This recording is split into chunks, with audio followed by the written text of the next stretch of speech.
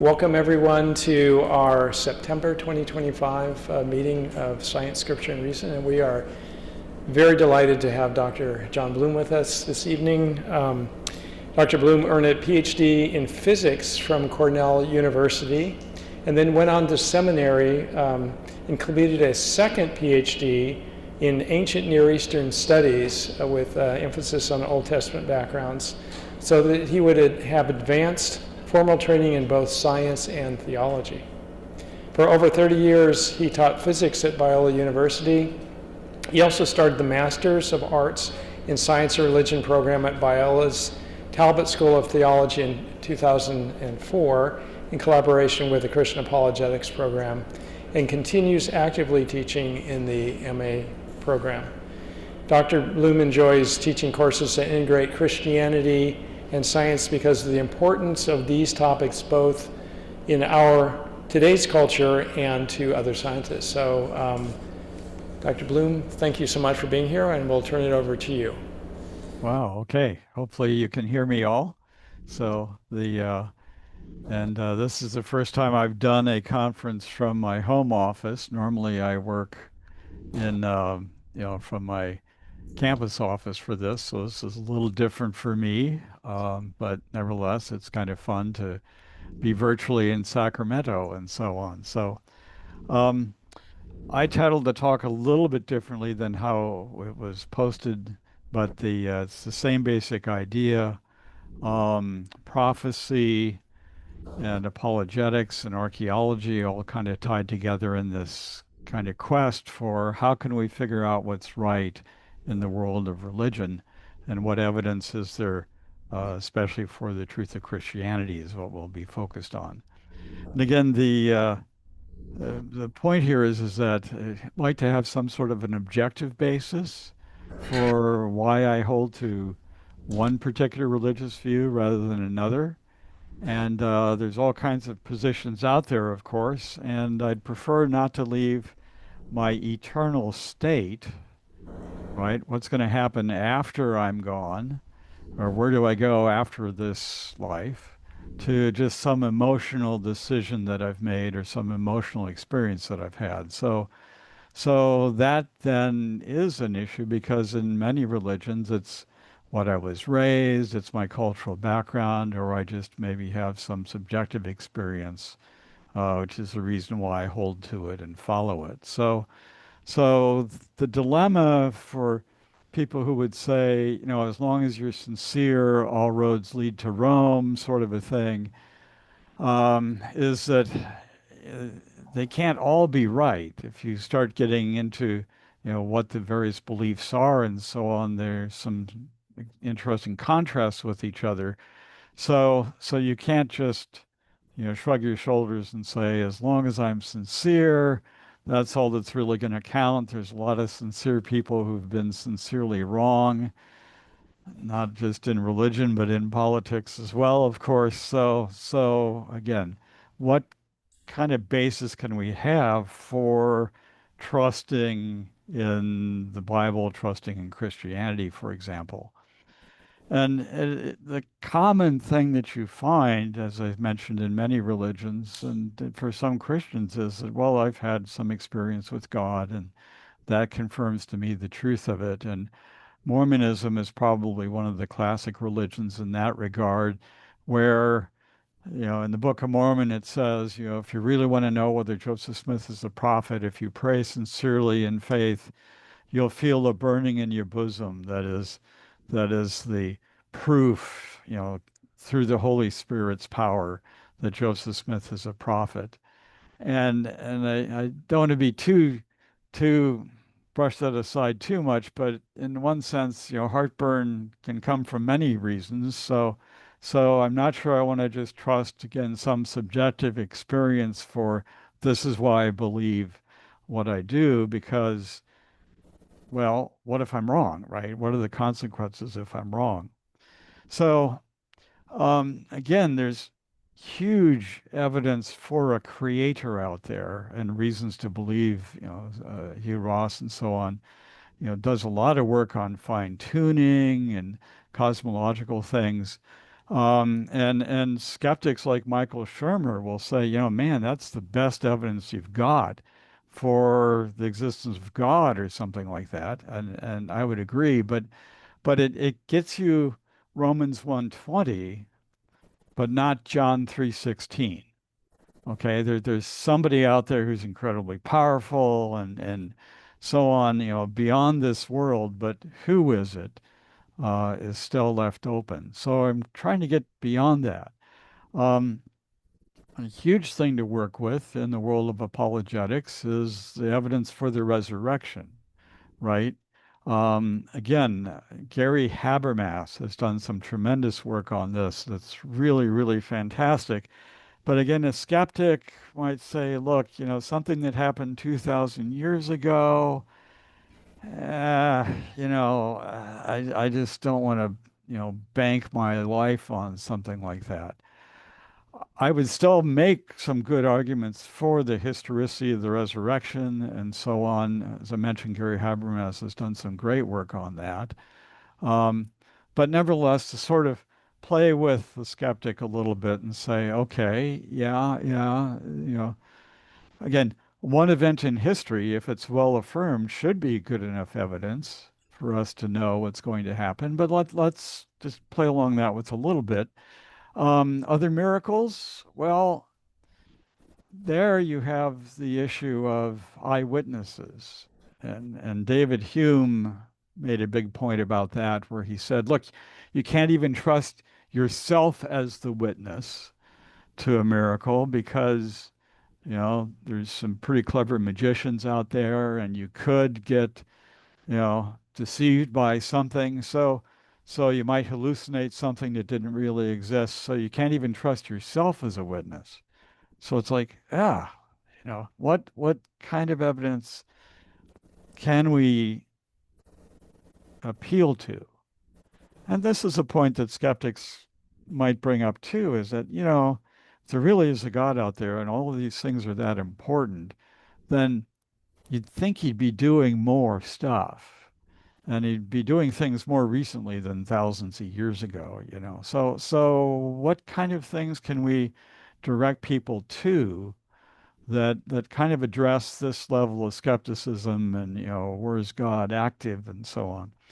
So here's the kind of evidence that I've kind of thought of and some colleagues of mine have wrestled with too, is we want evidence that's public is one way to say it, where it's testable, it's objective, and so on.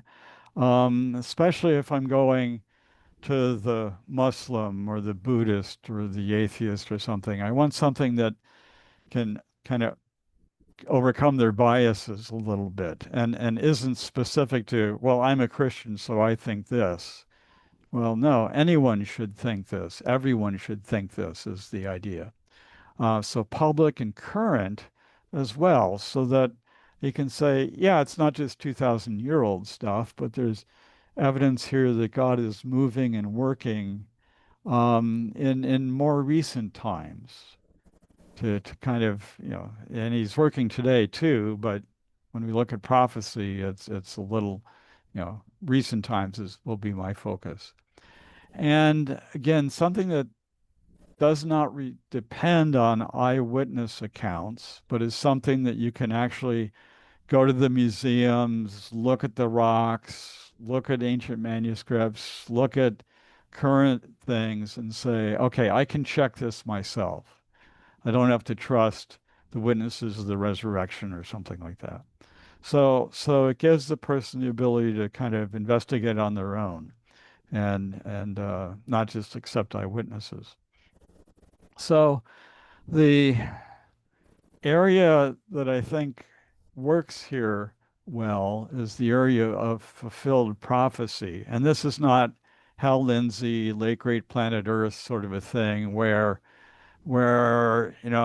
based on the world situation today, I think that, we're this much closer to, you know, Jesus returning or this happening or that happening. It's not getting into the eschatology side of things, but it's focused on real events that have already happened that we can test and confirm. So that's the real thing that fulfilled prophecy allows us to take a look at.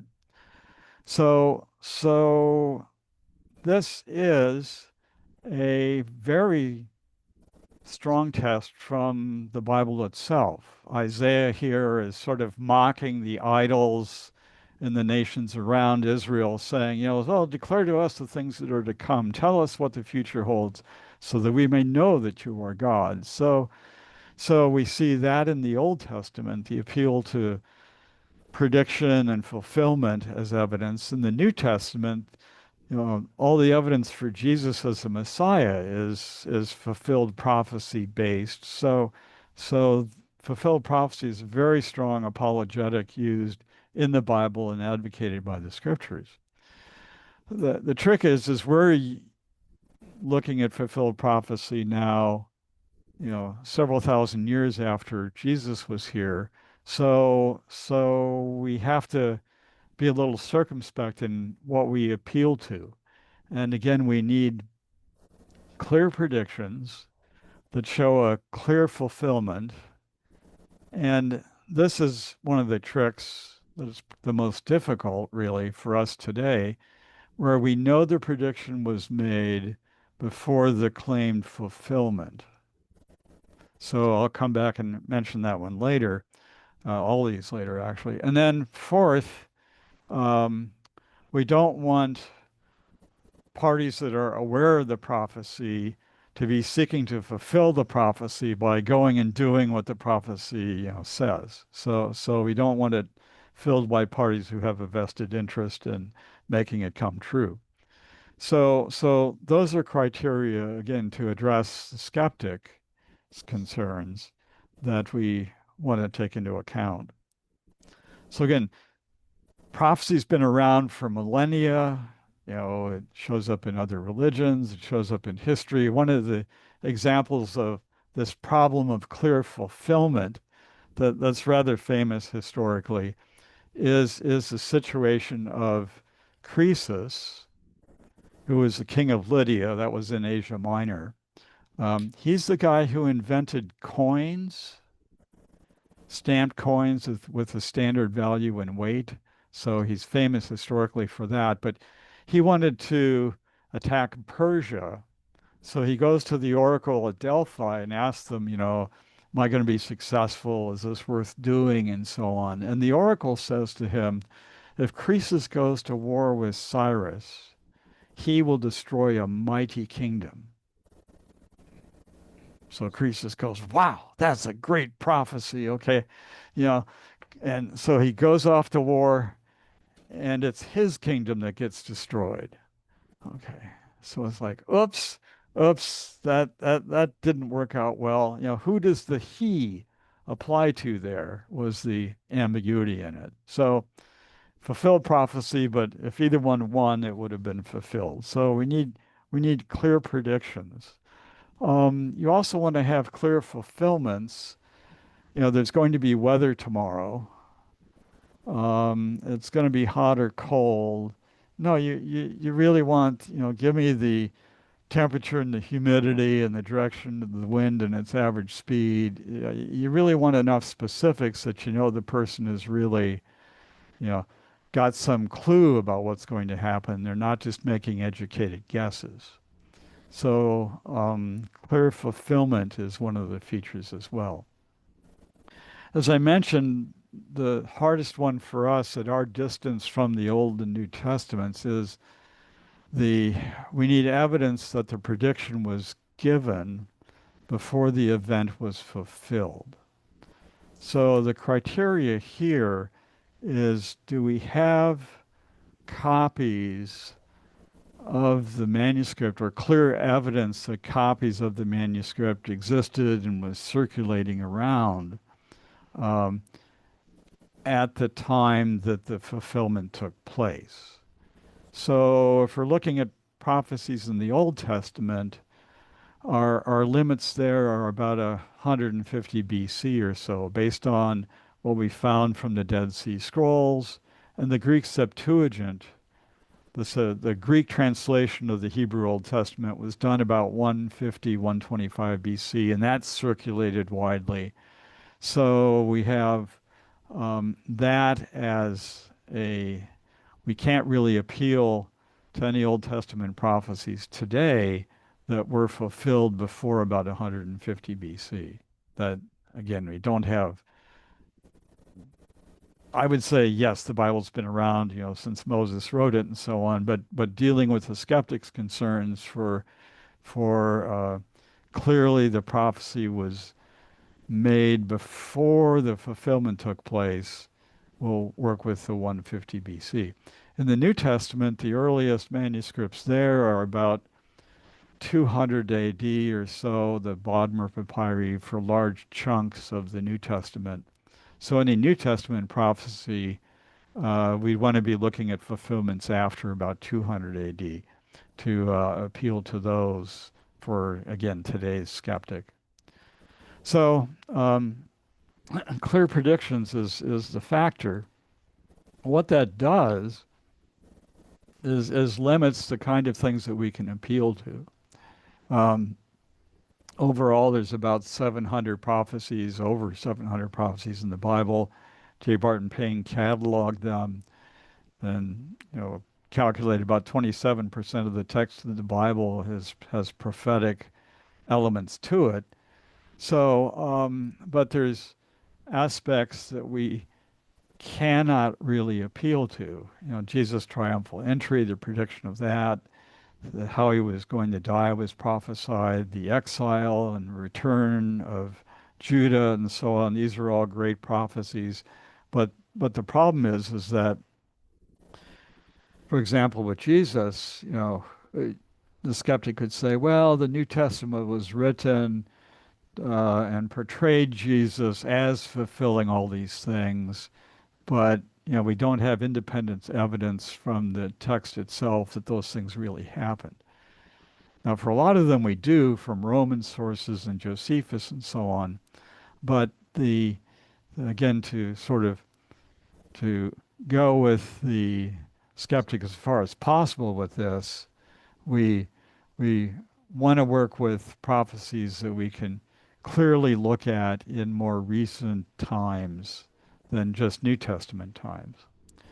So if you winnow away ones that are fantastic to talk about and use as evidence once we've kind of established reliability of the texts themselves, we end up with about 100 prophecies or so that are fulfilled well after New Testament times.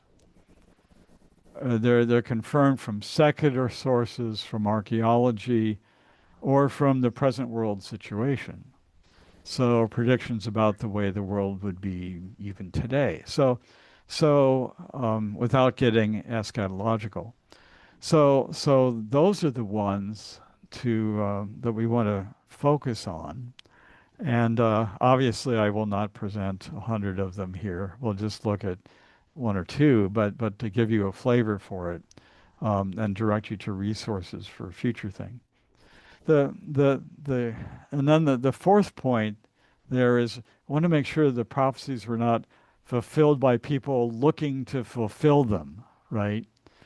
And the only prophecy that Brigham Young, leader of Mormonism after Joseph Smith, the only prophecy he made was that the Mormons would settle there at the Great Lake that they came to as they were migrating west.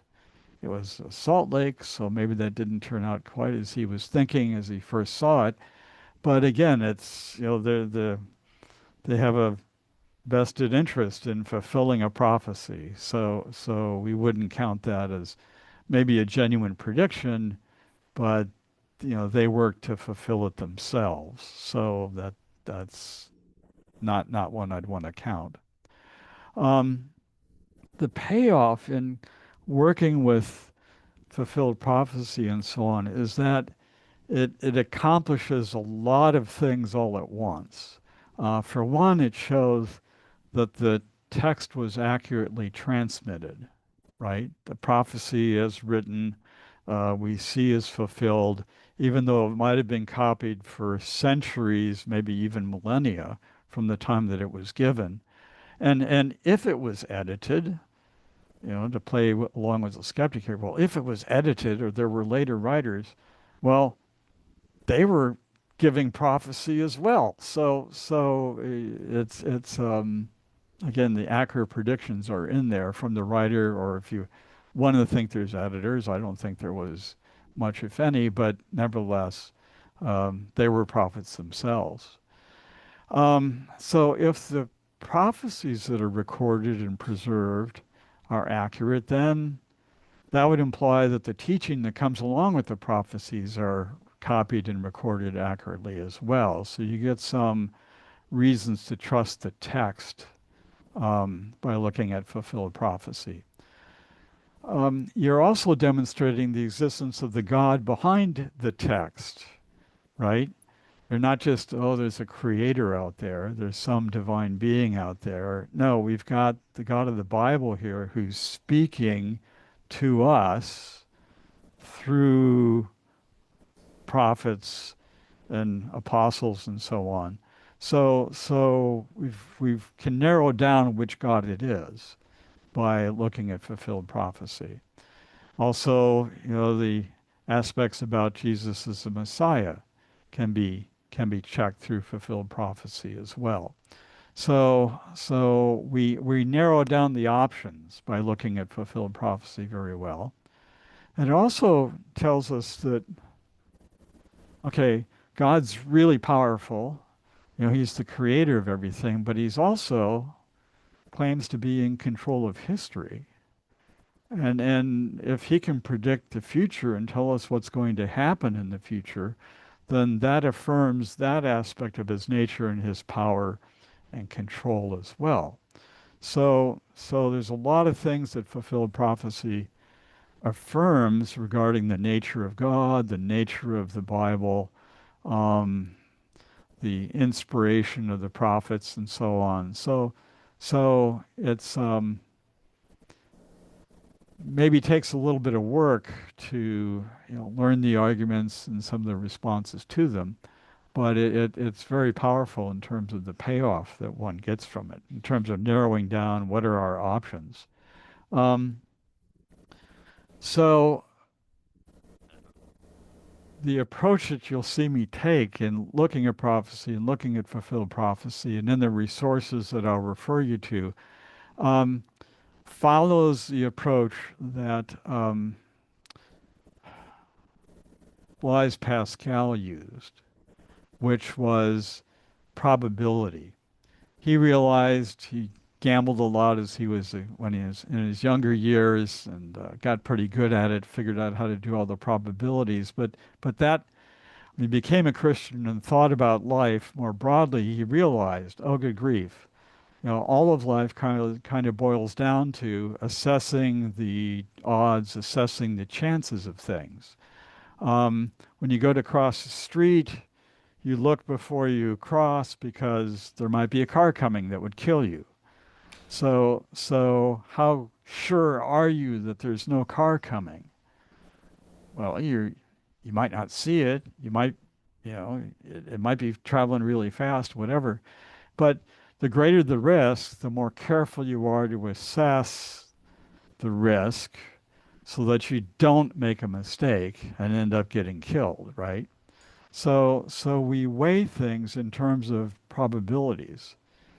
I'm not 100% sure of anything, not 100% sure there's not a car coming, but I've assessed the risks enough that I'm going to step out into the street and try to cross. So it's that assessment of probabilities and risk that Pascal wrestled with and developed what people today call Pascal's wager for, should you believe in Christianity or not? Well, what are the odds that it's true? What are the odds that it's wrong? And oh yeah, just one example of how we do this as engineers. There were three um, rocket systems, thruster systems on the space shuttle to adjust its position. If one of them failed, you still had two. If two of them failed, you still had one. And if the third one failed, you were dead. Okay, so but what's the odds of three independent systems failing? Pretty low, worth the risk. When we build a nuclear power plant, it's the same thing. High risk, dangerous to failure, so we want to make sure the risks are very carefully thought through and taken into account, so that you have very, very low odds of failure. So Pascal realizes, wait, you're dealing with Christianity with a one chance religion. You're not going to be reincarnated and come back to try again if Christianity's true. So before you dismiss it, you want to make sure that the odds of it being wrong, or you can say it the other way, before you accept it, how good do the odds have to be before you accept it? You can never get 100% proof that anything is true. So can you get the odds high enough to make it worth believing, was his concern. And for a one chance religion, he would say, the odds don't have to be terribly high. 1 in 10 is probably close enough given the risk of hell and so on. So don't argue, I've got to be 90% sure before I believe it. That's not how you live the rest of your life. So we'll deal with probabilities in analyzing fulfilled prophecies. What are the odds that this came true or that it would have come true on its own? Sort of a thing, without, God guiding history to make that happen. So we don't have to be super precise though in trying to figure out, well, are the odds on that prophecy coming true 10% or 15%? We don't have to anguish too much on getting the odds narrowed down, because we're dealing with a cumulative case situation. Many things in apologetics are that way, right? Like the fine-tuning argument. You've got one evidence of fine-tuning is interesting. 2 features fine-tuned is curious. 3 features fine-tuned is very interesting. 20 features fine-tuned makes you stop and go, wait a second, there's something going on here. Fulfilled prophecy is the same way. Oh yeah, okay, well that just happened by chance, and well yeah, that just happened by chance. But as you keep looking at them, you go, wait a second, this has turned into a little bit of a conspiracy here. Too many of these things are coming true, so maybe I should start taking this seriously. So that's one of the approaches that we take in looking at prophecy. We're not necessarily looking for those 1 in a million chances that this could have been fulfilled, but if you have, a couple dozen ones where the odds were even 1 in 2, you end up with this 1 in a million odds on all of these having come true, building up very quickly. So fulfilled prophecy, like many things in apologetics, is this cumulative case kind of an argument. You start talking about fulfilled prophecy and what evidence you have and so on, and there's some religions that just sort of don't step into the ring. Islam is one where Muhammad gave no prophecies other than that there would be a final judgment. And he's asked about this. This shows up in the Quran. And why has no sign been given to him? And he says, well, my mission's only to give plain warning. Is it not enough for them that I have revealed to you this book for their instruction? So the Quran itself is the evidence that Allah is the God, and that Muhammad is the prophet, and we should follow what he says. They're not going to get into making any predictions. So again, some religions don't even want to enter the ring on this fulfilled prophecy world. So to kind of summarize, as I said, for the skeptic, we can't just appeal to the how Jesus, as recorded in the New Testament, the prophecies about Jesus in the Old Testament, Jesus fulfilled them all as the Messiah.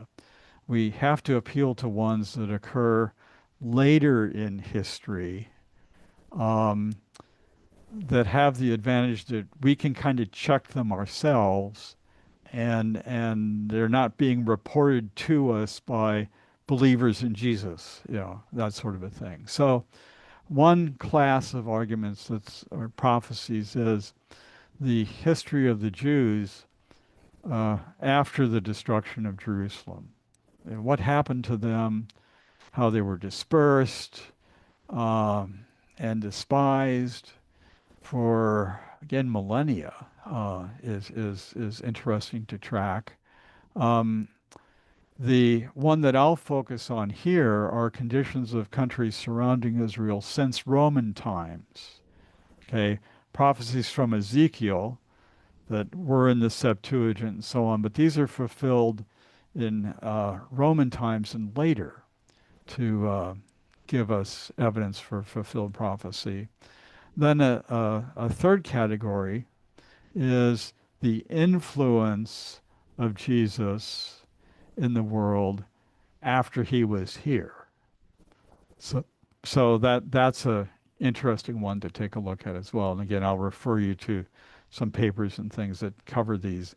For the time we have, I'll just sort of whet your appetite and look at, again, some of these surrounding country type of prophecies.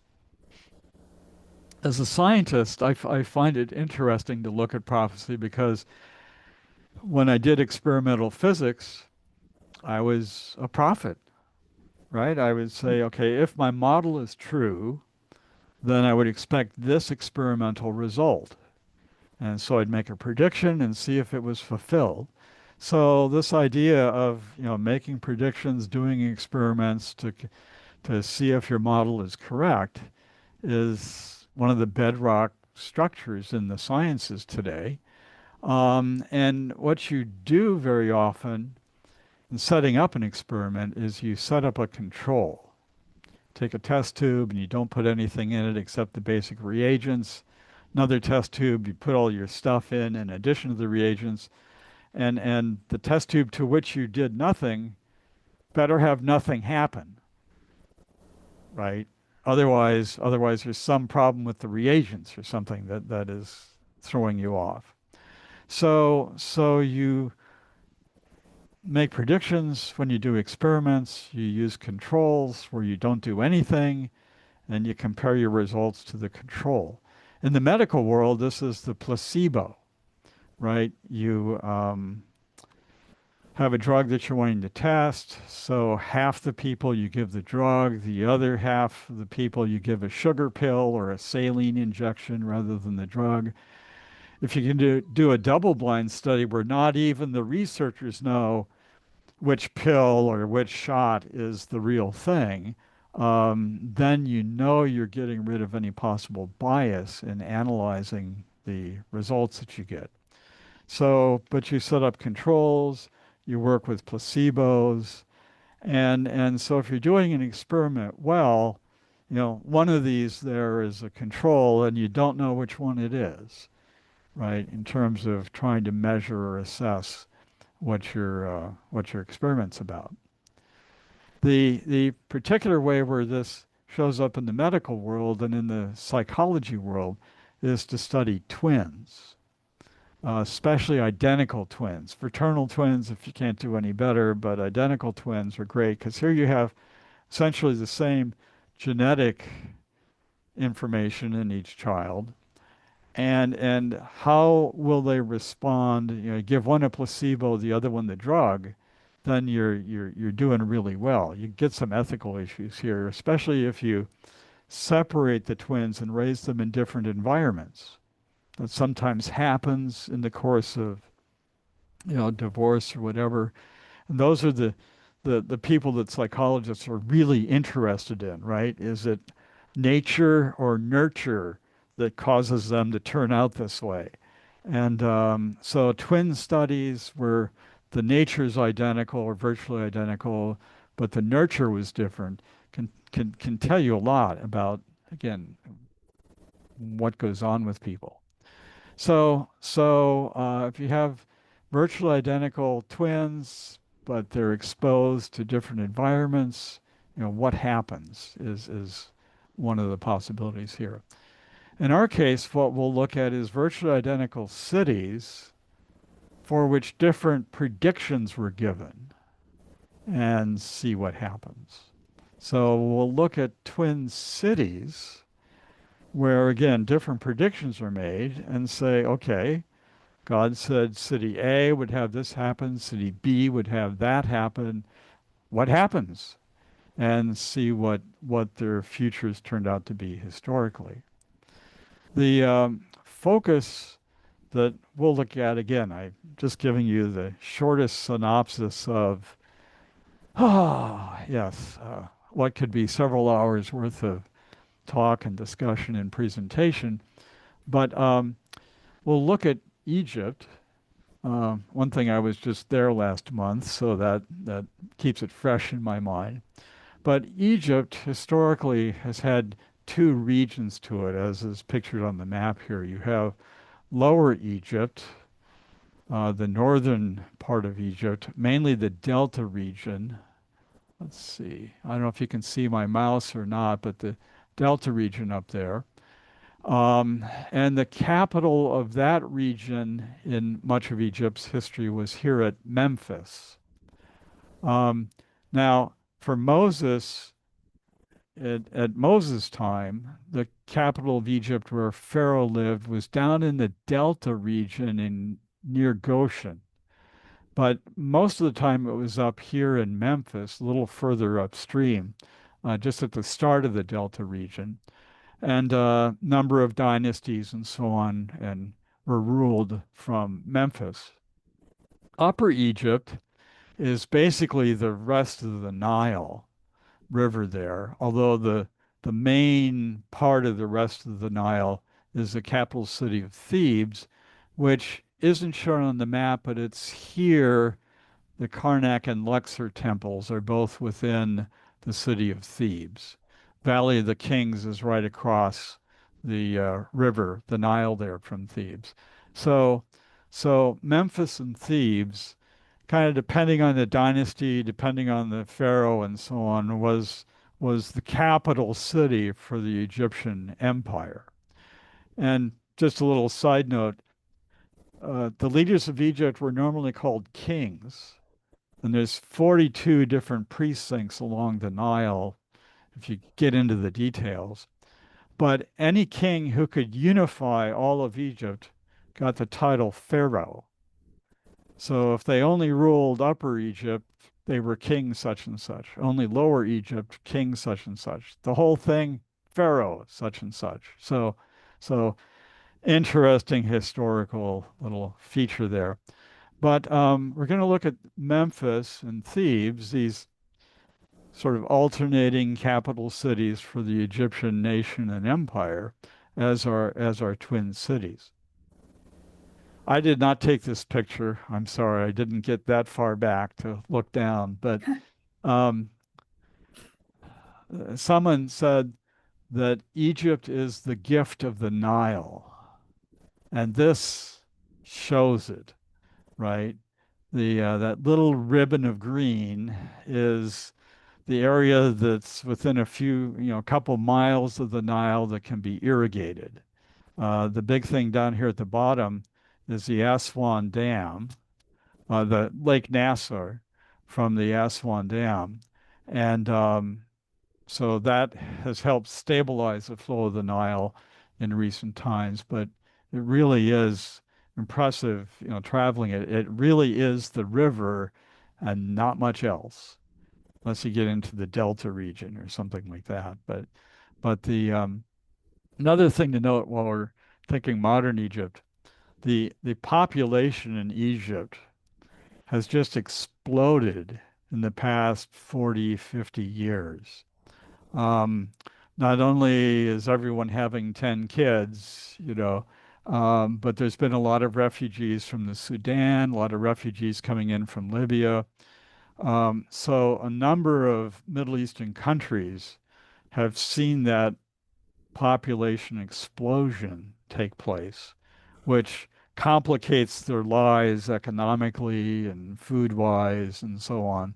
So, but it is just a feature in looking at some of these fulfillments as well, in terms of, the future state of the city is predicted. Again, everyone knows Egypt because of the pyramids. They are totally awesome, I have to say. You can see them from space. If you fly over, look down, and the skies are clear, they show up quite well. One striking thing to me in looking at these things is when Abraham, went over to Egypt, these things are already centuries old. And in Abraham's day, there were active temples and services going on here in this whole region around them. What looks pretty dead today was a very bustling region of temple and so on activity in Abraham's day. Um, for us looking at them, what's incredible is just the engineering and the accuracy and precision of the stonework and everything else that we see. And while I'm here, I hope you can kind of see my cursor. The the all these pyramids had a smooth casing stone on them. There's only a little bit of it preserved at the top of the Great Pyramid, but all of them had it. And in the day they were made, it was polished so that these things reflected sunlight. Um, so they would have been just incredibly beautiful. They're impressive today, but they would have been just incredibly beautiful and bright to look at as well in the sun. So that's a feature of them. Just to give you a sense of scale, um, my wife and I on camels, pyramids in the background there. Okay, you got to get on a camel when you're in Egypt just to prove that you were there, I guess. So, but this isn't us, but this is people, camels, pyramids. Okay, the the scale of these things is totally overwhelming. And again, they don't look as good today as they did when they were fresh, because a lot of the stone was taken and used for building other structures later. But nevertheless, what remains is totally awesome. Um, Again, the pyramids for millennia have been this mystery. I mean, who goes building mountains, right, in the middle of plains? This is the Delta region, so it's really flat here. And why do you go building mountains here? That's just kind of crazy. Oh yeah, yeah, yeah. They were tombs for pharaohs, right, right. But why spend all that time and money and effort and so on building these things if it's just tombs? I mean, there's something that's not connecting here. And by the way, the pharaoh himself was buried underground, there at five. And the upper things were more shrines and sanctuaries and so on. But the key tomb was the one underground underneath this pyramid. So that's a feature of pyramids as well. But yeah, there had to been they had to have built these for some other reason, right, than just tombs. And here's some evidence that showed up recently in the antiquities market. It's like, oh, yes, of course. You know, the delta region's really flat. There aren't any good slopes around at all. So if you want to ski, I guess you have to just build your own mountain, okay? And if you polish it enough, then you can really, okay, I'm keeping you awake, okay? Sorry about that, but yeah, it still is toyed though. Why did they do all this? A tremendous amount of work for it, but not to ski, not to ski. Um, what are the pyramids and why are they there and what are they doing? Well, as I mentioned, they're tombs, and they are the key feature of the cemetery or the necropolis, is the Greek term for it, of the city of Memphis. Okay, the capital for many dynasties there, right at the headwaters of the Delta in Egypt. So we've got the cemetery for Memphis. And the trick is, with all the evidence of the kings and so on that lived there.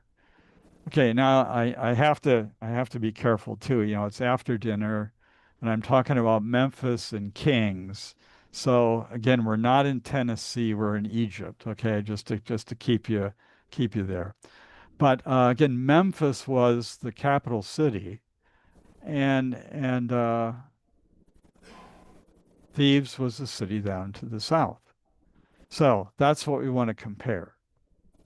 What are the prophecies? They're short, they're sweet, they're nice. Ezekiel, God through Ezekiel says, kind of ticked off at Egypt, and I'm going to destroy the idols and put an end to the images in Memphis.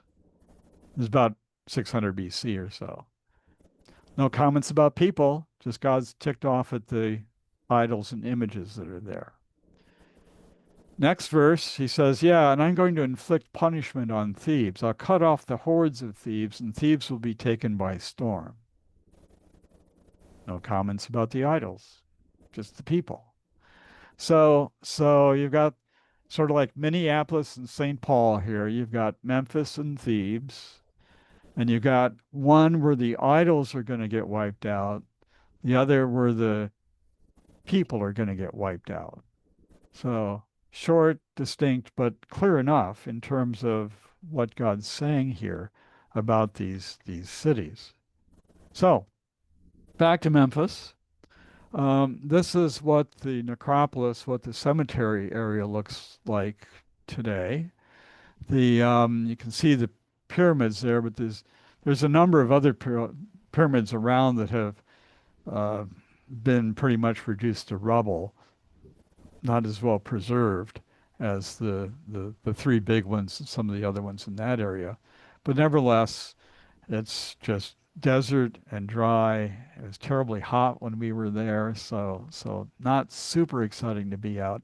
But don't go to Egypt in August, okay? Go in December or January. That's the point. As far as Memphis itself is concerned, this is a cemetery. There's hardly anything left of Memphis. That's the striking thing here. Flinders Petrie, a little over a century ago, did some of the key excavation work there and what he could find of Memphis. And this is basically it. Um, it's farmland. That's the plain background here. There's a little village of Mitrahina. That's what's shaded in here. And what Petrie found was a couple foundations for some palaces, a couple of foundations for some temples to Ptah, couple of other things sitting around, but basically nothing. That's the thing that was stunning about Memphis. Here's a map from the previous slide. Here it is in a bigger context. The let's see if I can get my, yeah, it's not going to light up. But Memphis is the brown and black area there. The black is what's on the foundations. Over here is the pyramids, the Great Pyramids, and a number of other ones. The blue is the Nile River, and it's the green. This is all agricultural land there at the time that this map was being done. So the thing with Memphis is there's virtually nothing there for what was the capital city of the Egyptian Empire. To have a few foundations of a couple buildings is just, it's gone. Couple of interesting things. The god Ptah was pictured as a bull, so there'd be the the bulls used in the temple services and so on. And so there's a mummification table for the Apis bull that was found there in the Ptah temple. Um, there's a temple to Hathor, fertility goddess there on the bottom, and Batash there at the top. again, the sort of the foundation deposits and a few odds and ends left around from these temples. This is the Ta temple. Again, the water table's very low. Flinders Petrie had this issue of you dig it all and you start hitting water. You find anything, and all it is a few foundation stones. The rest of everything is gone. The only kind of significant thing that was found was this statue of Ramses II, that was later moved into an exhibit room just to get it out of the weather. And today is in the gem. It's in the lobby of the newest Egyptian museum there, the Great Egyptian Museum. Um, so, so that's the one fascinating artifact that's left of Memphis. Um, by the way, whenever you see a statue of a pharaoh, if you're in Egypt, it's probably Ramses II. You don't have to bother to read the cartouche there on his chest to know who it is. Um, Virtually all of them are Ramses. It's he really had a thing for himself, I guess. He reigned for like 60 years too, so he had enough time to build them all. But on the site of Memphis, there is a small statue of Ramses II. There's a alabaster sphinx. It's probably Ramses II as well. And that's Memphis. Okay. When I was there, they didn't even really mention it. We certainly didn't go see it because there's really nothing there. Um, and the question is, what happened to Memphis? What happened to this capital city of Egypt? For a number of dynasties, this was the big one. Where did it all go? And Flinders Petrie discovered with the local people he was hiring to work with him that whenever they recovered adobe brick, ancient adobe, they would say, "Can we take this home and use it in our gardens? Because it's a great fertilizer." Yeah, sure, I guess why not? Or if they found stone, they'd say, "Can we take this home? I want to add a room to my house." So ancient Memphis was quarried away, and I'll give you the details for that. Um, in New Testament times, this is when Strabo was touring the Middle East and writing up a history that's been preserved for us. He visited Egypt and talks about Alexandria and Memphis and says, "Man, Memphis is a really big place." It's debated whether Alexandria or Memphis was bigger. Alexandria is on the coast. It was a trade and port city. Memphis was, again, where Memphis was. It was more of a religious center at this time, rather than a governing center. But Strabo talks about, you know, 18, 20 different temples there and all the gods and so on that were worshipped there and so on. So in Roman times, this was, again, a very important religious center in Egypt.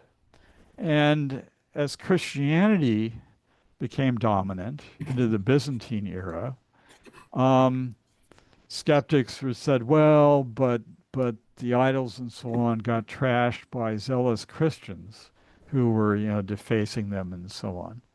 It was interesting when I was there last month, the tour guide we had, who was a Muslim, when we're going into the various Egyptian temples that are still standing, he made the comment almost every place we went. He said, yeah, when these temples were abandoned, you know, after Christianity became the religion here, you can see that they used these temples for churches. I mean, why not? It's a nice building, right?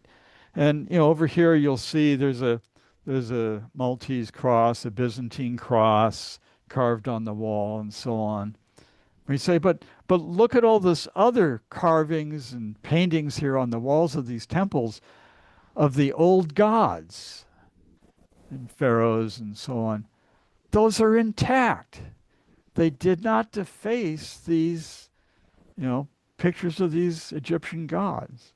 So he was very adamant that it wasn't Christians who did any defacing of the, you know, idols and hieroglyphs and temples. He didn't know who did, but to the extent that it was done. But he was, as a Muslim, he was adamant it wasn't the Christians who did this. So I was like, oh, that's kind of interesting to see. Um, but anyhow, it was Islam that kind of changed the landscape of Egypt. In particular, when the invaders came, they besieged Memphis, and the city, rather than put up a fight, just surrendered to them. Probably a smart thing to do, but nevertheless, the city surrendered.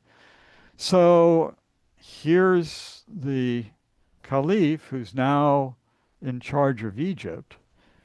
And he's like, man, I really don't want to have the army move into Alexandria or into Memphis proper because, again, of all the pagan worship that was taking place there. And he also did not want the army to cross the Nile and be that much further away from Mecca. He also didn't want his troops to really own any land in Egypt. There were a number of reasons that are given, but basically, the conquering army, after they won, just stayed in their encampment and settled in Egypt in their encampment from which they had been besieging Memphis, about 15 miles down the river, down the Nile from where Memphis proper was. So what happened then was, well, if that's the national headquarters, right? If the government is now here where the army has settled, people basically started to move to where the headquarters was, where the government was, the merchants and so on were. So the army headquarters got the name of Fustat. It's known as Old Cairo today. Um, Again, about 15 miles away from where Memphis was. But people moved to Cairo and then took the building materials for Cairo from Memphis, right? Why not? Wood's kind of scarce, stone, hey, we can just take stone from the temples and the idols and the other buildings there. So Memphis was quarried to build Old Cairo, and now there's essentially nothing left of the old capital city of Memphis. Only the cemetery there on the other side of the Nile. So again, this is a map that shows where Memphis is, or was, probably the better way to say it. Then Old Cairo, Fustat, then New Cairo mostly grew to the north, into the delta more, but nevertheless, Memphis disappeared. It was quarried to build Cairo. So this is a shot from the International Space Station, just to kind of give you a feel for that little excavated area there is what little is left that we found of Memphis. Um, let's see, this is Google Earth, by the way. It's really spectacular what you can get with Google Earth. You can see there in the center, the little village of Mitrahina has kind of grown a little bit, but there's still the basic ruins of Memphis, another little area over here of Memphis. As I mentioned, when we were there, it just wasn't on the radar screen, okay, because there's so many other things to see that are more significant. So virtually nothing left of ancient Memphis.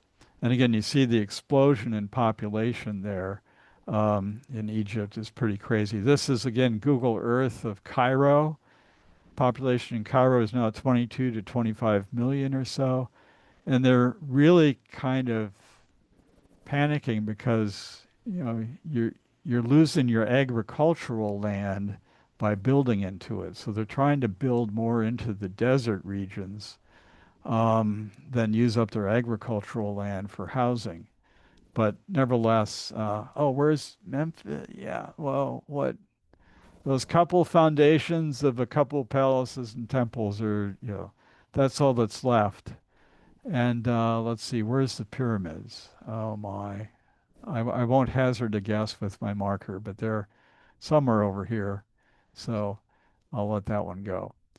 But so Memphis, the idols of Memphis were used to build the city of Cairo. Interesting fulfillment. Now, again, some skeptics are going to say, wait a second, there's still idols there in the Memphis area, right? There's rock stars and things like that, but that's a different kind of idol. Okay. I don't think that's exactly what Ezekiel had in mind. So, so that's Memphis, or what little we've been able to find of it. Going down to Thebes here, um, take a quick look at that. Thebes, by the way, is the biggest collection of ancient ruins in the world. Okay, is all concentrated in the area of Thebes and Valley of the Kings. Virtually everything that we know about Egypt comes from the area of Thebes, from the tombs and the monuments and so on that are there. Just some famous temples, mortuary temple to Queen, actually Pharaoh Hatshepsut. She was the only woman pharaoh who, quote, I will rule like a man. So, but she's regarded as one of the best pharaohs in history, interestingly enough, in terms of the prosperity during her time. But again, just beautiful temples and so on. But as I mentioned, virtually everything that we know about Egypt comes from the walls of these temples, the walls of these tombs. We get a feel for the things that they ate and so on. We get a feel for their technology, and they held the remote a little too close to the screen. But nevertheless, virtually anything that we learned about Egypt, we learned from either the temple to a pharaoh who became a god in the afterlife, or from the temples to the gods themselves. And the beauty of these things is spectacular, especially if the the paint on the hieroglyphs and pictures on the walls is at all preserved. A lot of it's gone, eroded away over time, but when you get the colors preserved, it's spectacular. It just is spectacular to see. So again, this is a picture of Luxor. That was background for that. That's a village that came from after Thebes was destroyed. And the way people lived in ancient Egypt was you lived on the eastern side of the Nile and you buried your dead on the western side. So you go along the whole Nile and all the settlements are on the east side and all the burials are on the other side. It's interesting. So the Valley of Kings is off to the left on the west side of the Nile. But this map is from about 1980, and it shows the region of Thebes here as Luxor, a couple of other small shaded areas, little villages and settlements. That was the state of Thebes for millennia until, again, the population explosion here in the past 40 years or so. So this map is to me fascinating because of how much the city has exploded since that time. But this is, again, Google Earth, just filling you in. And it's a fairly well filled in city now, what had been a few scattered villages. Our interest here will be the Karnak Temple, the biggest temple in Egypt, and some would say the world. Certainly the best preserved one. And then Luxor is another temple complex on the other end of Thebes. So early on, Thebes was a walled city that included this whole region that now looks like it's been pretty largely resettled. So, but again, this is another one that gives you a feel for the agricultural land and then the city that has kind of exploded there since. I don't know if you can see it. Go back once. This stripe here is the Avenue of the Sphinxes that connects the Karnak and Luxor temples. It's about 1.5 miles long, connecting the two. So again, um, Karnak, as I mentioned, is the biggest temple in Egypt, incredibly well preserved. And this is not a temple to a pharaoh who's now a god. These are temples to Amun-Re, to Hathor, to the the real gods, if you will, in Egypt in the pantheon.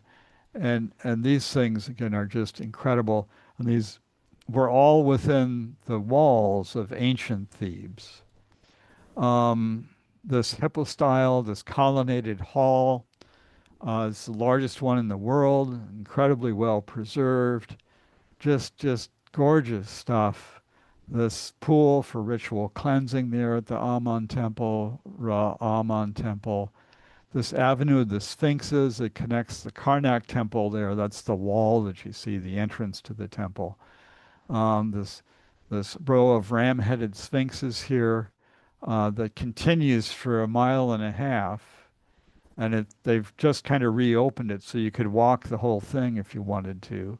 See some of the building that's come in that's kind of populated the city again, all the way down to the Luxor temple on the other end where it becomes pharaoh-headed, human-headed sphinxes.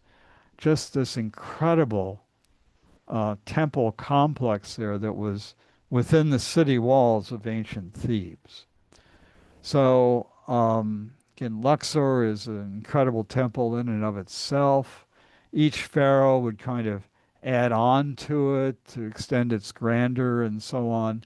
And they would write on the walls, this is how we know Egyptian history, they would write on the walls of these, you can kind of make it out, their military exploits and who they conquered and military campaigns that they made. And quick test, whose statues are those? Ramses II. Okay, every one of those that you see is he had a thing for himself, I guess. So just the incredible nature of these temples and idols and statues and so on that are preserved. And what's the story with Thebes? Well, remember, nothing was said about the idols of Thebes, but God says, I'm going to cut off the hordes of Thebes. Thebes will be taken by storm.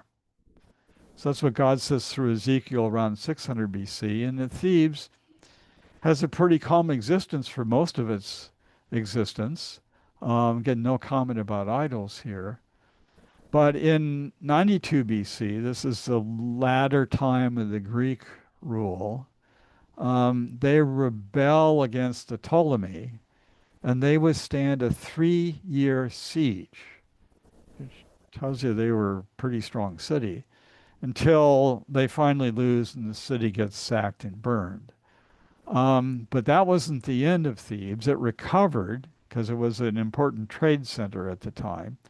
Recovered, and it was finally in Roman times, during the reign of Augustus, that they rebelled, and Gallus said, enough is enough, and he just totally destroyed again the city.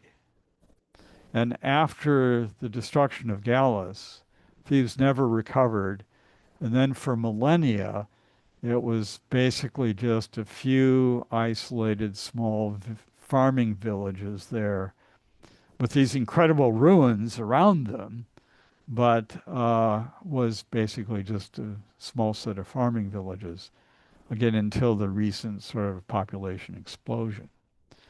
So to summarize this, it's amazing. Okay, so the idols are gone from Memphis. They're still there in Thebes. Memphis gave up, was never sacked and ravaged. Thebes was. The people of Memphis just kind of moved away. The people of Thebes were killed or sold into slavery or something. So we have these very distinct predictions made about these twin cities, the Minneapolis and St. Paul of ancient Egypt, where if Ezekiel had just gotten the names backwards, it had obviously been wrong.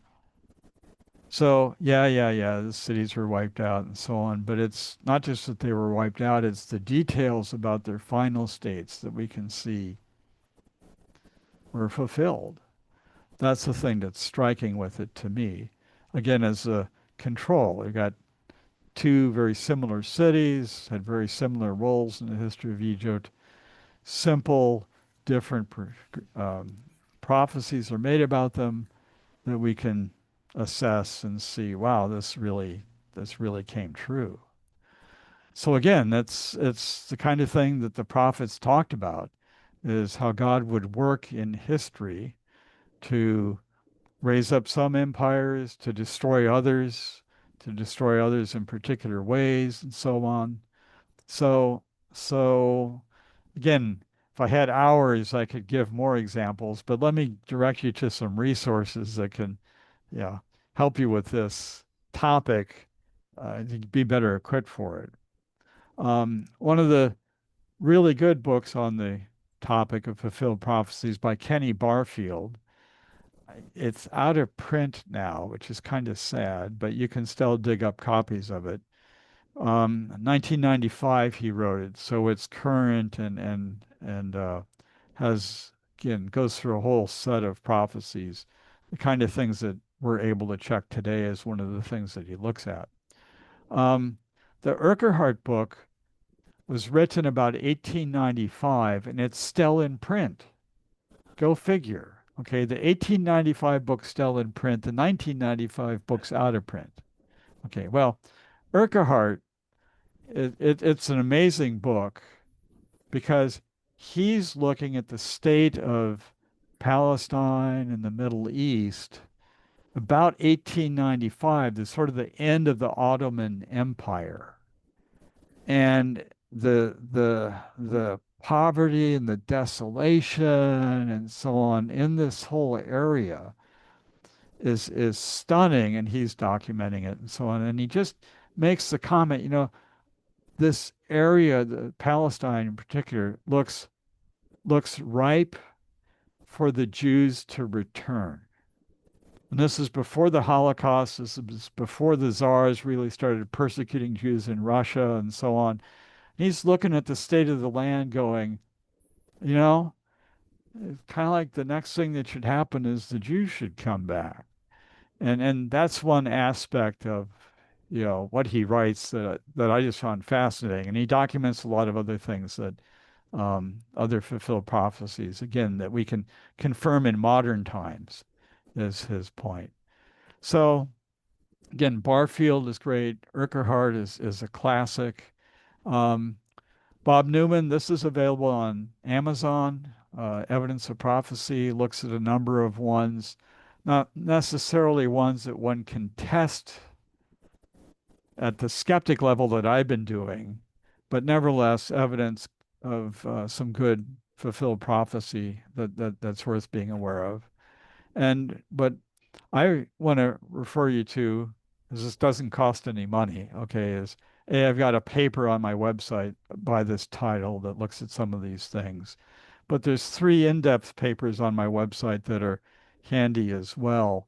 Um, the method in public theology kind of covers the first part of my talk here in terms of, okay, what kind of prophecies are of value today for the skeptic that we can use publicly, right?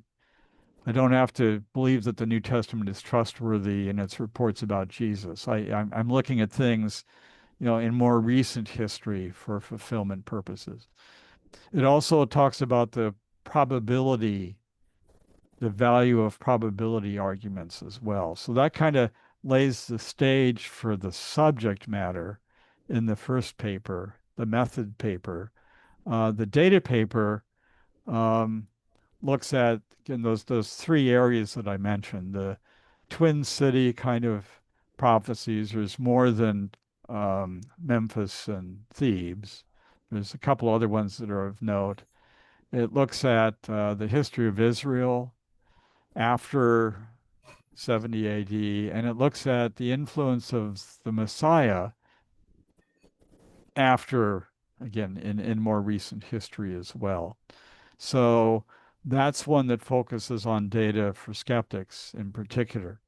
Then there's a third paper, the most recent paper, addresses the cumulative case problem. So how much work do you have to do to be comfortable that the God of the Bible is the one who's there and fulfill prophecy is a valid, means to test the truth of the Bible? Um, do you have to analyze all 700 prophecies that there were true?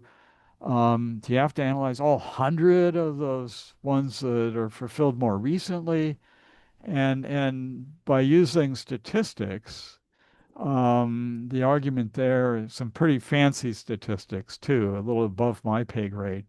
Um, Hugo argues, along with Bob Newman and me, that no, there's really maybe a dozen or two prophecies that you need to be comfortable trusting Jesus as the Messiah and the God of the Bible.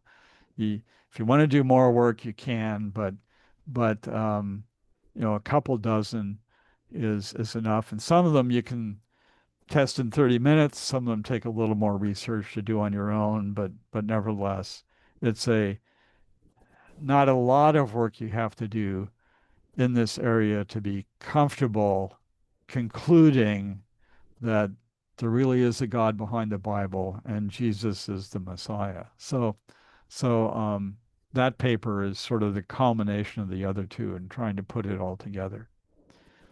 So I've been talking. Oh, no, no, no, no, no. I'm sorry. I talk too much. So let me shut up here and take questions. I don't have to leave at 8:30, so I'm just waking up. So I'm a night person, so I'm in good shape. But pass it back to SSR.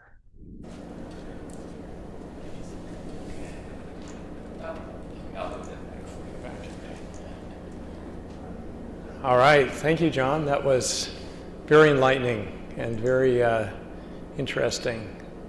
The Thebes and Memphis, contrast is very interesting. So I'm going to open it up for questions. So if anyone has a question, please come up, or if you have a question on Zoom. Marilyn, I see you raising your hand. Do you want to go ahead and... I don't really have a question, but I want to share with John something that I found in my studies of Egypt, and that is the question as to why they lived and had the temples on the east side. It's because that's where the sun came up, and that Yes. was their god. And so the sun went down on the west, so they died, they were buried on the west. That's all. right, so that the gods could take them into the afterlife Yes. as the gods were leaving as well for the day. Yeah, yeah. Very good. And it's 11 o'clock, 11:30 my time here in Georgia, so I'm going to say good night. Thank you Oh, very much. Beautifully done. well, thank you. Praise the Lord. So, Yes. Good night. Thanks. All right, other questions? Brian, you have some? Hi. I write a lot of apologetics, and I did a workaround on all this question of proving the Bible. And I started with the basic premise from Isaiah that God created the Jews to be his witness to the world. And that being said, I then jump to Deuteronomy, and I look at the promises and curses given in Deuteronomy, and I said, okay, if this is true, then we should see the effect of that today. So then I started looking forward to 1880s and forward into Israel, and then I started looking at the genetics of the Jewish race and why they are so vastly superior to every other people on earth. When you look at their performances with Nobel Prizes, with science, with mathematics, chess champions, medicine, music, and so I did this massive study on the performance levels, and they're so superior to everybody else on earth. And then you ask the question, why? And it's because God did genetic engineering on them back in Goshen. oh, and it has now been carried forward to today. And anyway, so I wrote a paper on it called Yeah. The Legacy of Deuteronomy. Yeah, that's one of the aspects that Urquhart and others look at is, if you obey me, you'll be blessed. If you don't, you'll be cursed. And then just tracing Jewish history after you usually think, oh, they're done after the fall of Jerusalem in 70 AD, but they were a cursed people, throughout the rest of history, and even today, right? The UN curses them every day. So Yeah, well, yeah, but who else would create a weapon that their enemies carried around in their pockets and blew off their manhood, as they did with Hezbollah? Genius. But it's just, if you just look at their performance levels, you can simply say this is something very, very abnormal. And then the other thing, when they were scattered across the earth, that was done for their protection, because when being all over the earth, then Islam, when it came up and wanted to destroy them, they couldn't find them. They were everywhere in the world. And then God brought them back in the 1900s. yeah. So, yeah. Anyways, if you want a copy of the paper, I'll be happy to send it to you. I know you need something else to read. Yeah. No, you can send it. I won't promise to read it, but it'd be interesting to have it. So yeah. Okay. So.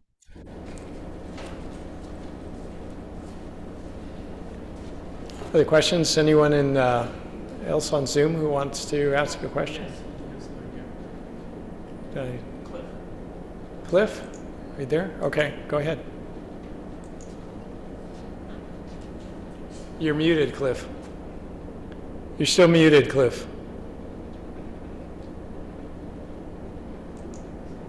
Zoom is really good at doing that. So. That's right, yeah. We didn't do it to you.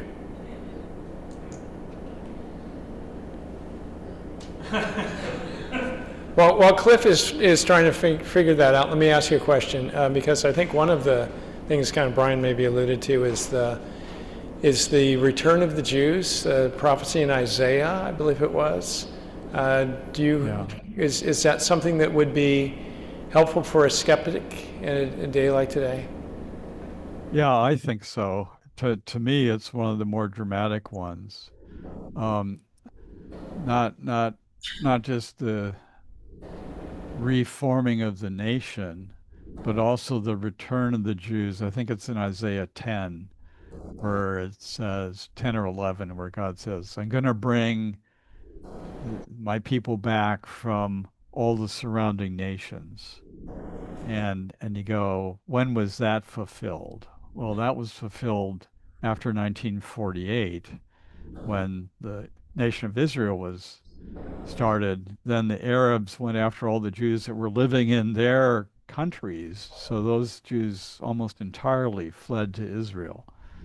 So that fulfillment of the reestablishment of the nation, and then the return of the Jews the second time to the land. What was the first time? Well, that was with Nehemiah and so on to rebuild the temple. But the second time is just happening here in the 20th century. So, yeah, I think that's a striking prophecy.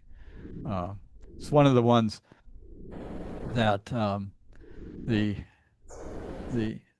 only, it's kind of funny, there's some people who are amillennial or something that think God's done with Israel at 70 AD, so they don't like me citing that prophecy, and working with it. But wow, to me, it's very clear that God's at work. So. Okay, thanks. Cliff, Sure. are you back online? No, I can't. I can't hear. Ask him if he could put his question in chat. Could you put your question in the chat, Cliff, and then we can read it?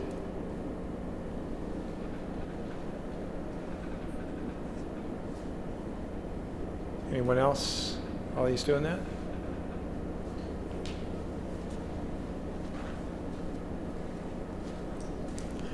Just a quick comment. Many of the people discount the Jews returning as a true fulfillment of prophecy because they assume, especially the Hasidic Jews, that when when the Jews come back, they're going to be, blessed by God and with God and have a heart for God. But the Jews that are returning now are not being brought back by God because they're not following God. But the prophecy is that they would first come back not following God, and then that change will come later. So Yeah, that's how I read it. It's Hosea 3 has this, it's the acted parable of Hosea and his prostitute wife Gomer that talks about Israel being in this sort of weird state, but then kind of returning. But the way the return is, they'll come back and then seek David their king. So it's possible to see the return in an unbelieving state, and then God's going to work to convert them once they're back, is a way to read it. But again, it's I mention it. I keep a little grain of salt there because I don't want to sound too much like Hal Lindsey, and reading future events into what's happening today. But I still think Israel return to the land, all the things that had to work out for that to happen, and then the not just the nation established, but Jews returning from all these named regions around the Middle East and beyond to Israel. That really does look like a prophetic fulfillment. So I think it's valid. I just don't want to. Again, you can go, well, wait, where's, the Messiah should be coming soon. And it's like, yep, I think so, but that's still future. So I don't want to push it quite that hard. So I see something in chat here. Is that what you're hearing? The city that Alexander the Great destroyed, was prophecy fulfilled? I think that's a question. Let's see. What city did Alexander the Great destroy? Tyre? Was it Tyre? Yes. Okay. Thank you. Yes, that's one that I talk about in the Finding Truth paper. When I'm working with a skeptic, though, I have to be a little careful because Alexander the Great, Ezekiel prophesies here about 600-ish BC. Alexander the Great's about 330 BC or so. And my first clear manuscript from Ezekiel, is maybe 150 BC. So I'm looking at, what I do with Ezekiel 26 aspects of the prophecy is I mention Alexander, and isn't that interesting, how he fulfilled it and so on. Then Josephus provides some added information about Alexander's. Alexander did not conquer the Jews because the high priest brought him Ezekiel with the prophecy about what he was going to do to Tyre. So he left them alone, and he had a vision about it as well. So he left the Jews alone on his way down to Egypt. But again, all of that is I don't have a manuscript of Ezekiel from 500 BC, before Alexander that I can use for evidence.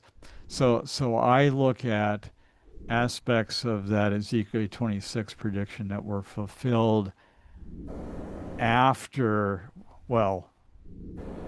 New Testament times. When, for example, the prediction is that Tyre would become a place for the spreading of fish nets. That did not happen until after the Mamluks destroyed Tyre in about 1200 AD. 1200 AD, the site was abandoned for some centuries. And then it wasn't until like the 1700s that a fishing village was started at Tyre. But all the way down in the New Testament times, Tyre is a pretty thriving city. It was always rebuilt. Alexander rebuilt it after he destroyed it. Jesus goes up to the region of Tyre and Sidon. It was a major trading city in Roman times. So, so um, I just looked at aspects of that Tyre prophecy. Again, I think they're all prophetic, but the ones I can confirm to a skeptic are the ones that are being fulfilled, in Crusader times, and in that many nations would come against it, and they're fulfilled in Crusader times, and it finally ends up being a fishing village in fairly recent times. So, yes, but it is a great fulfilled prophecy overall. So. Sometimes the argument that scriptures were actually written later than what the Christians say they were kind of falls flat, because I know in the case of Daniel, many people say that Daniel was written later than the facts that he predicted. But if that's the case, they should recognize that what they're really claiming is that Daniel has not yet been written.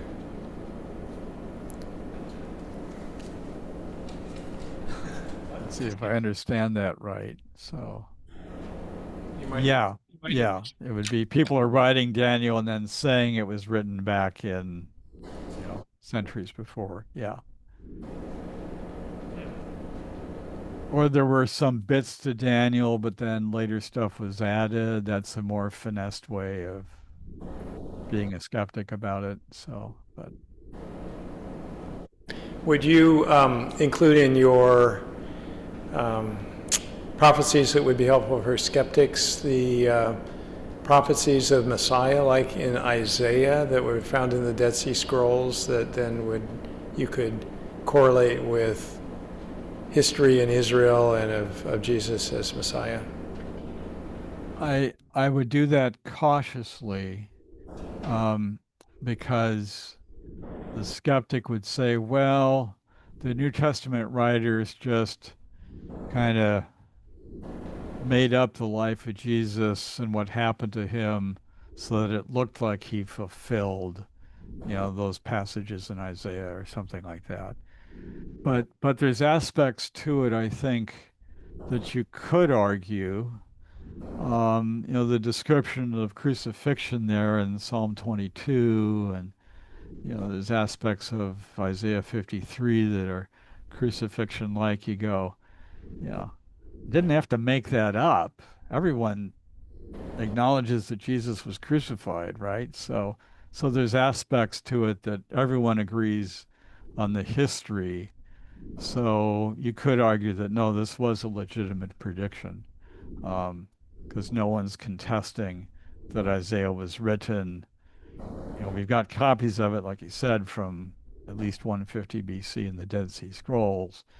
Some of the features there clearly were fulfilled, and they're not anything that the apostles had to make up, because everyone grants that Jesus was crucified or something like that. So there's aspects of it you could use. I haven't thought that one through real carefully in terms of I'd use A, B, and D, but not C. So in terms of all the features that are described there. So. I guess the other kind of related one would be prophecy in Daniel about the coming of the anointed one or Messiah. Right. Would that be something that you would feel comfortable Yeah. using with a skeptic? That's one that in the papers, that's one that Bob Newman focused a lot on, the time of the Messiah. And so yes, he covers the evidence for that and the arguments for the 70 weeks, the 69 weeks, and so on. And so yeah, that would be one that you could use, the time of the Messiah, based on Daniel.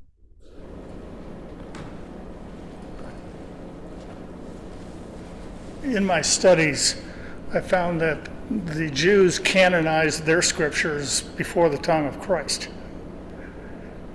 And they all got together and, some of them were canonized afterwards, but, according to my research, there shouldn't be any argument about Jewish scriptures in the present day because the Jews had already settled it. And I don't Yeah, know in terms of what books there were and so on. yeah, and what it said. Yeah. I mean, it was locked in history, before Christ was even born. Some of it, not all of it, but some of it. So it's just, from an apologetic standpoint, I'm sorry, but, they didn't rewrite it, in the present day. The Yeah. Jews had already settled it. Yeah. That's the value of the Septuagint mainly, is that it gives us an independent translation. There's some differences between the Masoretic and the Septuagint text, but the basic stuff is there, and we've got solid dates in terms of when that translation was done in Alexandria and so on. So yeah, any of the basic, what we call Old Testament, the Jews had down by 125 BC or 150 BC. Yeah, yeah. Yeah, hi. I was wondering about the value of non-prophetic scripture as far as validating the accuracy of the history in the scripture. I mean, if it turns out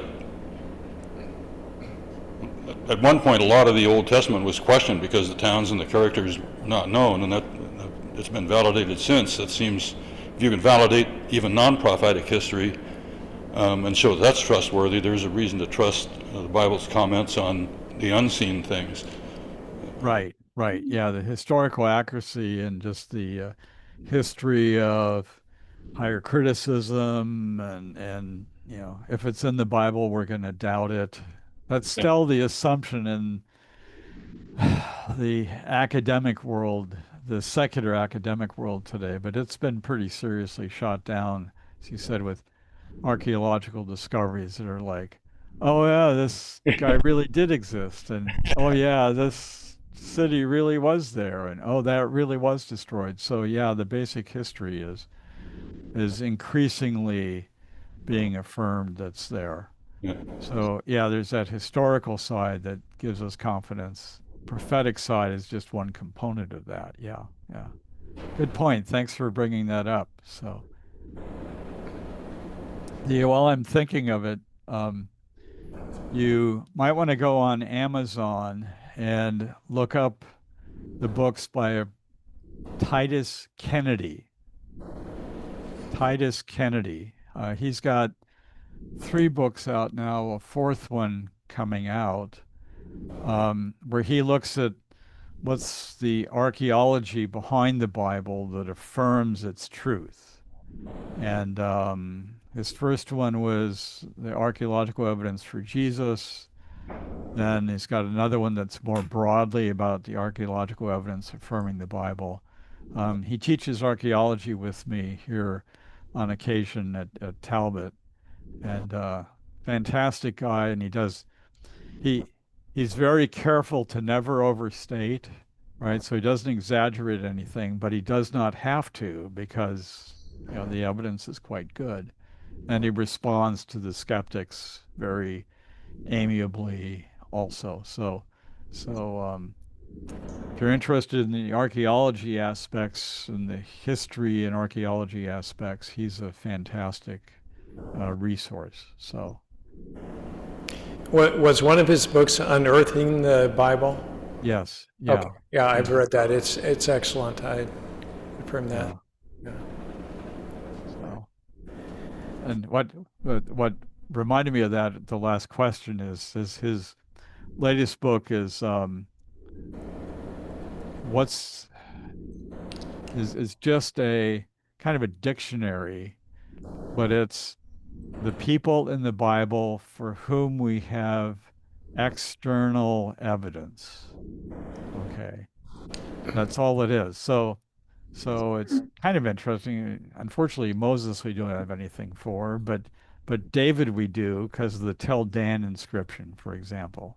So he presents, here's a list of people and the evidence that we've found that they really exist and what they did, and the evidence is from the time period and it identifies them well enough that we know it's the same person as is in the Bible. So it's a very, very nice collection. There's some people in there that are a little esoteric. Do I really need to know that this servant of this guy existed? But the importance of knowing that the servant of this guy existed is that it's if you're making up stories, the throwaway characters, right, are where you're going to fake it, right? Everyone's going to accept Nebuchadnezzar, right, and Jesus and so on, right? Everyone's going to accept them as because they're the main. But what about all these bit characters that show up in just one verse, right? Well, if you're making it up, you just no. So having evidence that these bit characters actually existed and had the role and title that the Bible gives them is like, you're filling in the cracks, making it harder and harder for someone to say, "Oh, they just made it up," right? Because you're connecting events in the Bible to even these bit characters that we, by fluke, happen to find evidence for. So, yeah, it's an interesting argument and evidence, type of evidence. So, I have a question. I remember a couple of years ago watching this special on TV that the claim was that they were putting into question the Solomon's kingdom, or maybe the Davidic kingdom, but I think it was Solomon's kingdom, and they were like trying to say there's no evidence for it, and we don't even think it even existed. Have you ever heard of anything like that before? oh yeah, yeah. Oh, you have? Okay. That's the first time I've ever heard it. Yeah, you go to any religious studies department at any major university, okay, and that'll be the attitude of Is that right? basically everybody there. Yeah, yeah. The What academic actually, world is sad today, really. so what actually is the claim, and why do they think that? Well, it goes back to the higher criticism and the skepticism of the 1800s Sure. and so on. If it's in the Bible, we just assume it's wrong. I mean, Right. So there's no need to go any further. It was in the Bible, so why do you think it was true? I mean, come on, it was in the Bible. Yeah, so it's that whole attitude that just carries on today. So they were trying to claim that there was no evidence at all, and I thought for sure that like during Jesus's time that there was still part of Solomon's temple on one side or something like that. Is that true? Like the oh wow, pillars, yeah, pillars or something like that. I don't know. I'm not. This is where Titus Kennedy would be the guy who, off the top of his head, could just boop, Did they call it? I want to say Solomon's portico or something like that. Yeah. I'm not sure if I have that right, but okay. Yeah. So, and I guess they were trying to claim that there was Solomon's territory was over a fairly vast area, right? So. Yeah, for his wealth, if you had control of those trade routes, you'd been really wealthy yourself. So his wealth and such fit what the trade routes were doing and so on. But the problem is that we don't have a rock with Solomon's name on it or something like that. Right. And when the rock with David's name on it was found, okay, you should have seen those skeptics in the universities go crazy trying to deny it. When was that found? 1993. It's the Tel Dan inscription is the name of it. So I'll have to look that one up. Tel Dan. Yeah. Okay. All right, thank you. But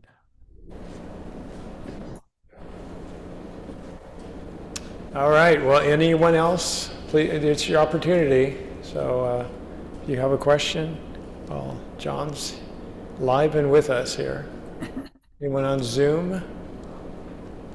I saw a chat pop up. I didn't read it in time. Let's see if we can find it.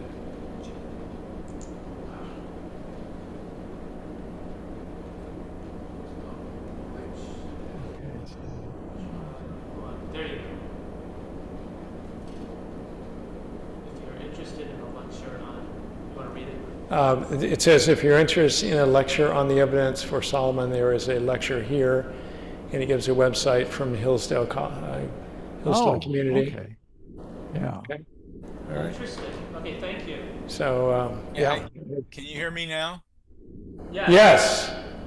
Yeah, I found I didn't have my microphone clicked on right. I do have one quick question. Yes. Yes, I've read that the secular scholars consider John, what is it? Not David, but his adversary, Saul. They consider Saul to have been a great king. Now, is there evidence for Saul's existence, since he was, the source of the division after Solomon died? Let's see. King Saul, the first king of Yes. Israel. He died before. Yeah. Yeah, I don't know that he was the source of the division. That was Jeroboam or Well, something.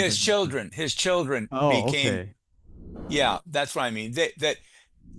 When it was divided, they went back to Saul. So, is there evidence for Saul's existence? And the secular people say that he was a great king, and so I'm just curious what the evidence is. The only thing I'm aware of for Saul is there aren't any inscriptions or anything, again, that I'm aware of. His palace fortress at Gibeah of Saul or something like that, that's been excavated by some reputable people. So there is evidence that, what the Bible talks about Saul having and doing. But yeah, I'm not aware of any like inscriptions or some other country talking about Saul or something that would give us a hint for that. So probably the skeptical scholar would grant Saul's historicity because he doesn't do much. He's just a little regional, whatever, up in the hills, where David is portrayed as this great conqueror. And then Solomon is this, super rich dude and so on. So, but so the claims in the Bible made about Saul are a little easier to accept because they're not, as fantastic from a skeptic's perspective. So, yeah, Okay. that'd be the only basis for it that I would think of. So, It seems to me, and correct me if I'm wrong, but the Jews typically didn't carve monuments to themselves, which are the things that we would find. And I think the stela that had the House of David was actually someone who defeated one of David's sons or ancestors. one of his king, yeah, one of his sons, yeah. And so it wasn't a Hebrew stela. It was from, I don't remember where it was either. Syria. It was Syrian. Aram, yeah. Yeah. Israel. So that's part of the challenge we have is that they didn't make graven images, and they didn't do things that would otherwise, like Egypt, where we can go back and actually find physical evidence. We just don't see that. So sometimes we have to go to the records in Assyria or Babylon or someplace that record things that give corroborating evidence. So I think that's part of the challenge. And the old saying in archaeology is the absence of evidence is not evidence of absence. So there's a lot of things we can't find not because it wasn't there, it's because it's not findable. So that's our challenge, I think, in archaeology. Or hasn't been found yet. Hasn't been found yet. Yeah. Or it's buried in a warehouse somewhere outside of Washington, D.C., so yeah. We have another, in the message, there's an inscription from Seraim that references the king, quote unquote, at the time of Saul. Oh. Okay, well, thank you. Okay. Tom, you got to email me some of these things. Yeah. This is good stuff. So the All right, any other questions or comments? We don't want to hold John too much longer. We're bumping up against our time here. So anyway, John, thank you so much for your time and your expertise. Really enjoyable and learned a lot. Well, praise the Lord. I just hope it's helpful to you guys. It's, normally reason to believe focuses on, what's the scientific evidence, and I do too, because it is so fantastic. But I kind of like looking at evidence that gets beyond okay, there is somebody out there, right? What gets us beyond Romans 1:20? Yeah.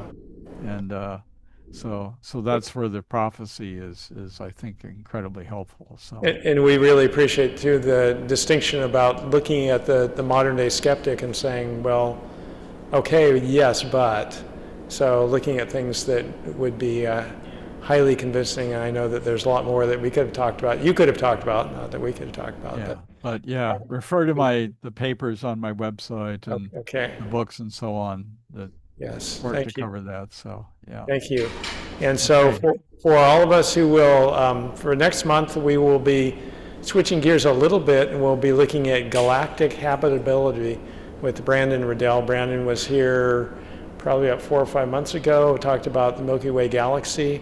Now we're going to look at galaxies in general and what features are consistent with life. So I think it should be really interesting, and welcome you all back in October. And again, thank you for joining us, and John, particularly thank you for your time. Okay. No problem. Okay. Praise the Lord. Thank Praise you. the Lord. So, Thank Good you. night. so. Good night.